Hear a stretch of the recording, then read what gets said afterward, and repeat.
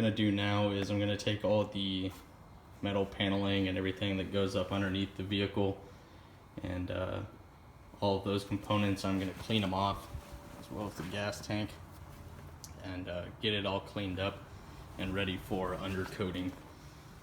So that's what I'm gonna do now. I'm gonna simply wash it off with some water, soap and water, and then I'm gonna go through and scrub it and then undercoat it. So got everything cleaned up. It looks okay for these parts. The tank actually looks really good. I am still gonna give it an undercoating. This is still the old sending unit and fuel pump. I will put that in after I get the undercoating done, but the tank actually looks really good. YouTubers, so we're gonna go ahead and remove the sending unit and all.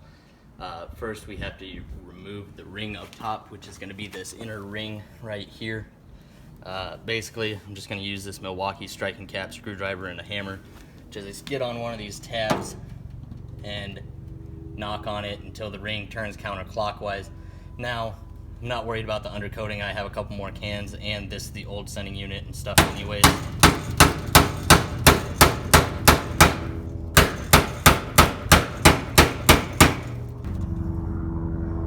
And we're almost there.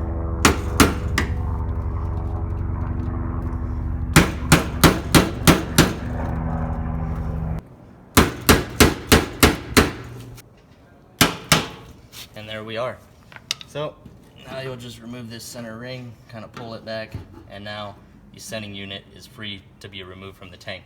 Now once I get this out, I'm going to siphon the fuel out of it so I can take it over and re-undercoat everything.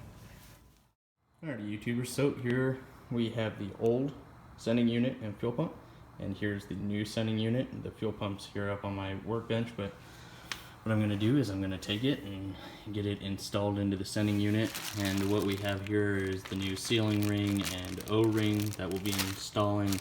Not too sure if we'll use this sock, probably use the sock that comes with the Aeromotive fuel pump. But we'll get it installed exactly like this one, and then we'll get it reinstalled back into the tank. So it should be pretty simple. Most work that we'll probably have to do is clip this end off and solder or connect the wires from the Aeromotive fuel pump to right here, and that should be about it. As stated before, the only thing we're really going to have to change here is the connection for this sending unit to the fuel pump. And basically what I've done here is I've just taken the connector off. What we're going to do is we're going to snip these little connectors that are on here off, and we're going to tie it into the supplied Aeromotive connection right here, black to black, gray to red, and then we will simply just install our Aeromotive stealth fuel pump, and it will connect straight here and we'll be good to go. So what I'm going to do now is I'm just going to simply cut these off, connect these, use some dielectric grease and some heat shrink, and go ahead and seal these up, and we'll call it good. Alright, so we got the connectors on here now and threw some dielectric grease in there. So what we're going to do now is just simply plug this into the fuel pump. Good to go there. Then you just kind of snug this up, put the supplied little rubber or foam padding around your fuel pump. Then this came with the sending unit. I'm going to drop down in here. Alright, and once we got that in there, you can go ahead and take our fuel pump, slide it in there. So there it is. This is where the boot will be installed, right here. And then up here we're going to use the supplied hosing that comes with both the sending unit and the fuel pump, whichever one. And you're going to put it across here and use the supplied either tie down ones or the plastic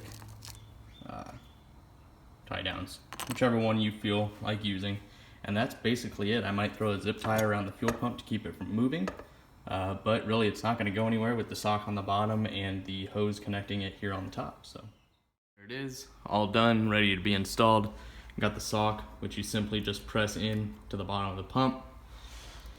Got the wiring all done, threw a couple zip ties on here just to keep, because the wire is pretty long, using that excess and connecting the connectors and everything. So I did zip tie them out of the way of the actual float so it doesn't interfere. Also make sure that none of the lines are up against anything sharp, or not the lines, the wires, and don't have it too tight you know, because you don't want it to be pulling on a wire or anything like that. I have them strapped down just to keep them out of the way, and it's ready to be installed now. So we'll use the new ring and plate and install it, but first I'm gonna give the tank one more coat of undercoating and we'll get it installed. Everything is ready to go. The fuel pump is hooked up, the wiring is good. Make sure to install your new O-ring that comes with most sending units, not all of them, so make sure you check that when ordering your sending unit, as well as this locking ring. Install it with the lip facing upwards, and that's about it. Now you just gotta feed it in through the tank.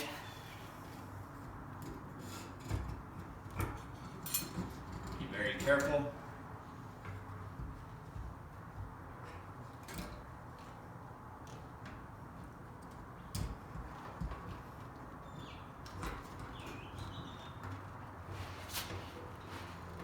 Set your O-ring down in the gas tank.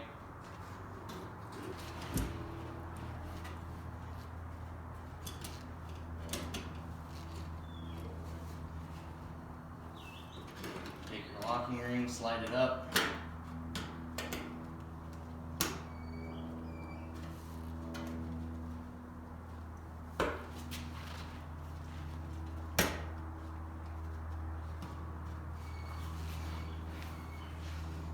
And that's it. All you got to do now is go in and tap your locking ring around to where it seats the fuel pump and sending unit in. Okay, YouTubers, so got it installed. It might take you a minute to get this locking ring positioned and hammered back into place, but overall not too bad, just a little bit of wiggling. But when you install this sending unit, make sure when you're installing it that the float is not jammed up on anything inside the tank. Make sure none of the wires or anything are going to be pulled on. I went in there with a flashlight as I slowly leveled or let it down into the tank, making sure that the float's not jammed or anything, because you don't want to get this back in the vehicle and find out that your gas gauge still isn't working. So got that in there, it's all ready to go. I'm not going to show you how to reinstall it just because I showed you how to uninstall it. So if you want to, just watch the video in reverse order, or if you've just got done doing this process, I'm sure you probably remember how to do it. Just strap the tank back in and start assembling all those little bottom pan pieces and put the rear end back in. So overall, not a bad process, a little bit just to do a sending unit and stuff, but really not that bad. So I'm gonna go ahead and get this set aside, and in a couple days I'll probably get it reinstalled back into the Camaro, but no big hurry right now. So I hope you guys enjoyed this video. If you guys have any questions whatsoever about uninstalling or reinstalling everything, just leave a comment down below and I'd be happy to answer anything for you guys. So thank you guys so much for watching, and if you enjoyed, please make sure to hit that thumbs up, leave a comment down below, and as always, subscribe if you're not subscribed. Thank you guys.